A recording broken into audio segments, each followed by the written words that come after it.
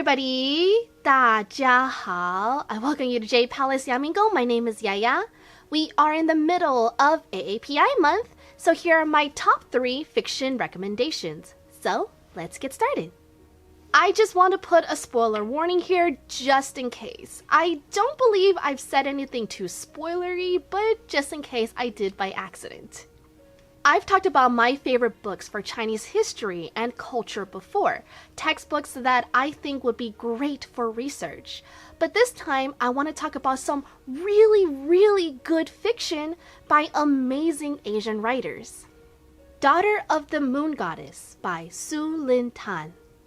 Here's the summary. Growing up on the moon, Xingying is accustomed to solitude, unaware that she is being hidden from the feared celestial emperor who exiled her mother for stealing his elixir of immortality. But when Xingying's magic flares and her existence is discovered, she is forced to flee her home, leaving her mother behind. Alone, powerless, and afraid, she makes her way to the celestial kingdom, a land of wonder and secrets. Disguising her identity, she seizes an opportunity to learn alongside the emperor's son, mastering archery and magic, even as passion flames between her and the prince.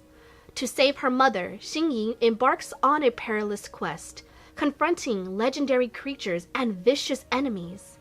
But when treachery looms and forbidden magic threatens the kingdom, she must challenge the ruthless celestial emperor for her dream, striking a dangerous bargain in which she is torn between losing all she loves or plunging the realm into chaos. If you enjoy Chinese fantasy dramas like Xianxia, this book is perfect for you. While reading it, it felt really similar to dramas like The Journey of Flower, Hua Qiangu, or Ashes of Love. Daughter of the Moon Goddess very much revolves around Chinese mythology, as our protagonist is the daughter of Chang'e and Houyi. Traditional myths and figures play a huge role in this book. In my opinion, it's like a modern Journey to the West or Dream of the Red Chamber, an amazing retelling of famous traditional myths in a single storyline. This book is amazing for people who want to understand Chinese fantasy culture without the crazy CGIs. It's also written in a way that is great for Chinese readers, but also easy for Westerners or non-Chinese readers to enjoy our myths and culture. It's an 8 out of 10 for me. It's a really good coming-of-age story. Our protagonist must find herself and her identity outside of her mother's shadow, and must rely on her own strengths. Heart of the Sun Warrior is by the same author and is a sequel to Daughter of the Moon Goddess. I haven't started this book yet, but I'll still read you the summary. After winning her mother's freedom from the celestial emperor, Xingying thrives in the enchanting tranquility of her home. But her fragile peace is threatened by the discovery of a strange magic on the moon, and the unsettling changes in the celestial kingdom as the emperor tightens his grip on power. While Xingying is determined to keep clear of the rising danger, the discovery of a shocking truth spurs her into a perilous confrontation. Forced to flee her home once more, Xingying and her companions venture to the unexplored lands of the immortal realm, encountering legendary creatures and shrewd monarchs, beloved friends, and bitter adversaries. With alliances shifting quicker than the tides, Xingying has to overcome past grudges and enmities to forge a new path forward, seeking aid where she never imagined she would. As an unspeakable terror sweeps across the realm, Xingying must uncover the truth of her heart and claw her way through devastation to rise against this evil before it destroys everything she holds dear and the world she had grown to love, even if doing so demands the greatest price of all. Again, I have not started this book yet, but I do have it ready on hand for when I do. If Heart of the Sun Warrior is written just as beautifully as Daughter of the Moon Goddess, I'm sure that it'll be such an amazing read. But I'll definitely let you guys know how I like it when I'm done. Iron Widow by Xiran Zhao. I love this author. I enjoyed their YouTube and TikTok videos.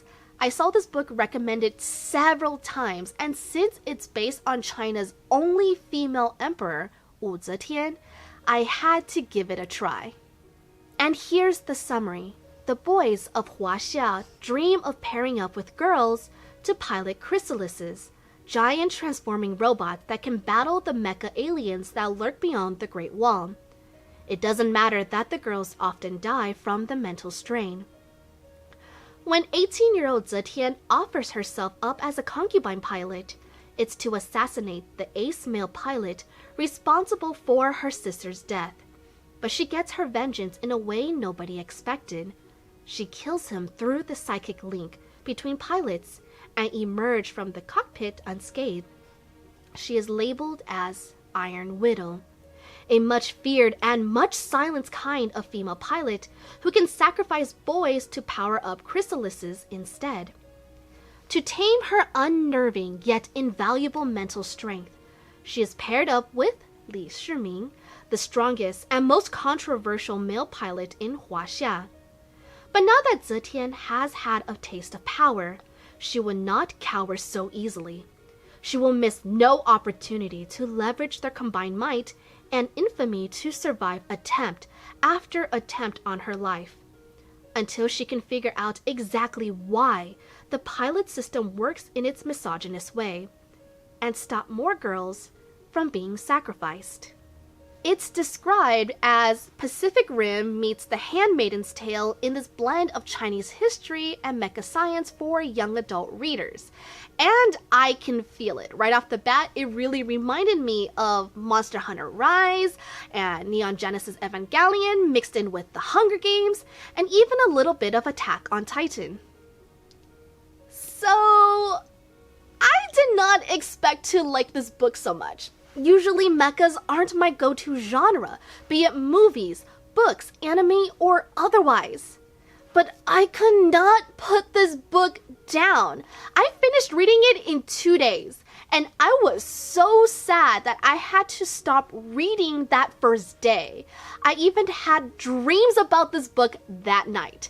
It was just that enticing. For people who are familiar with Chinese history, seeing characters based on Chinese historical figures is so much fun, like Du Gu Qie Luo and An Lu Shan. But if you're not, it doesn't take away from the characters either. I do want to say that even though these characters are based on their namesake, they aren't actually them. And this is something that I had to struggle a little bit with reading it at first. There is a disclaimer in the front that this is not a historical fantasy, but do keep that in mind. There are also some trigger warnings in the beginning as well, so keep that in mind before you read. And the novel talks a lot about the usage of qi and yin and yang in regards to male and female roles. Oh my god, that ending! I was caught completely off guard and I loved it. There is a sequel called The Heavenly Tyrant that comes out in 2024 and I cannot wait. It is a 9 out of 10 for me. It has such an interesting protagonist and a healthy throuple. OT3, OT3, OT3. So give this book a try when you can. And finally, last but not least, Song of Silver, Flame Like Night by Emily Wen Zhao. Here's the summary for this book. In a fallen kingdom, one girl carries the key to discovering the secrets of her nation's past and unleashing the demons that sleep in its heart. An epic fantasy series inspired by the mythology and folklore of ancient China. I actually followed this author on TikTok before knowing she was an author.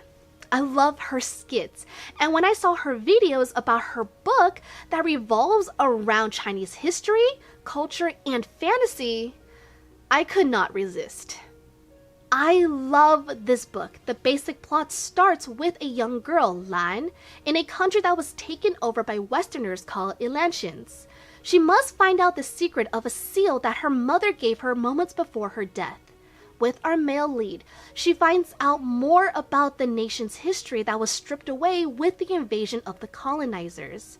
She explores a world that she thought was either lost in time or were just superstitions of an older generation.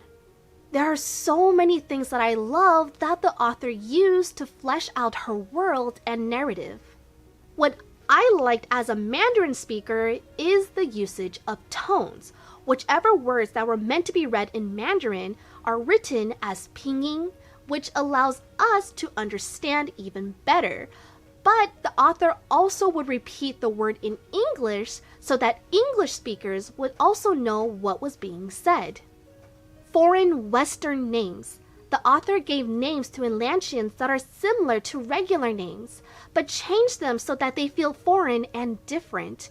It gives us the feeling of unfamiliar and strangeness that the characters would feel when they encounter non-native names.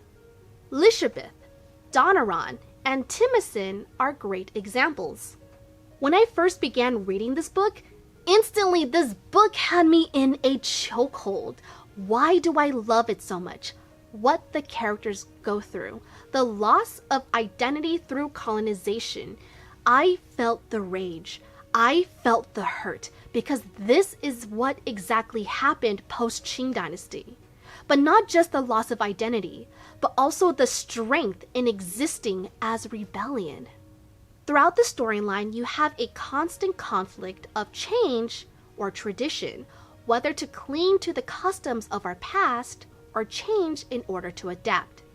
As a Western-born Chinese, this is a constant internal battle that I'm always having. The want to connect to my roots, but also surviving in a Western society. Here's a little heads up before you read the book. First is pacing. It's a little slow in the middle, but picks up towards the end. This means that a lot of the exposition happens in the book as well, so a lot of information gets thrown at you at the very last second. Second is that the story very much revolves around the usage of qi as well as yin and yang. As someone who watches a lot of Chinese fantasy dramas, it's not that much of a biggie, but for someone who doesn't, it can get overwhelming. And finally, this is not a one-shot novel. I initially thought it was, so when it ended openly, I was screaming, but that does mean there's going to be a sequel. Overall, I super recommend Song of Silver, Flame Like Night, giving it a 9 out of 10. And there are a couple of books that are still in my cart that I can't wait to read, like the Book of Tea series, A Magic Steeped in Poison, and A Venom Dark and Sweet by Judy I. Lynn. I'll let you guys know how much I enjoy those as well. These are my top fantasy Asian literature recommendations for this year. They all give a great perspective into Chinese fantasy and mythology. They're also great for a younger Chinese generation born in the West to connect to their roots. And for non-Chinese readers, they are an amazing introduction to interact and explore a culture that they may not be familiar with. I have a Teespring if you'd like to support the channel. I have a lot of super cute designs that I'm really proud of, so please check it out if you can. Link is in the description below. So what do you guys think? Are there other Asian-inspired literature that you would recommend? Leave a comment down below because I would like to know. You can also let me know what topics you'd like to see me cover in the future. If you enjoy this video, please give it a like and subscribe to Jade Palace Yamingong. I would very much appreciate it. And until next time, 再见了，拜拜。